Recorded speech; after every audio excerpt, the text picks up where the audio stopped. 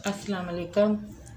मैं सैयद फाउंडेशन से बात कर रही सैयद फाउंडेशन वालों से बात कर रही हूँ।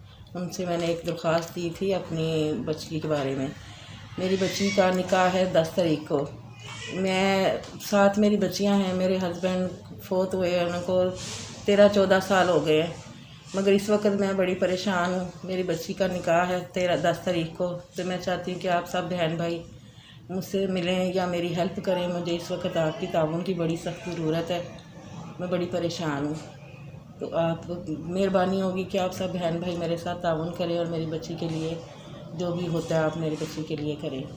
और मैं अपनी बच्ची के लिए अभी तक कुछ नहीं कर सकी और बना सकी। हो सके तो आप मुझे अपने ताउन से मेरे साथ मेरे बच्ची के लिए हेल्प करें। मुझे आपकी हेल्प की बड़ी ज़रूरत है। मैं अपनी बच्ची के लिए अभी कुछ नहीं कर सकी, तो टाइम बड़ा कम है। मैंने आपसे रिक्वेस्ट की है सबके बहन भाइयों के साथ कि आप मेरे लिए कुछ करें मेरी बच्ची के लिए। मैं बहुत परेशान हूँ, तो मेहरबानी होगी आपकी।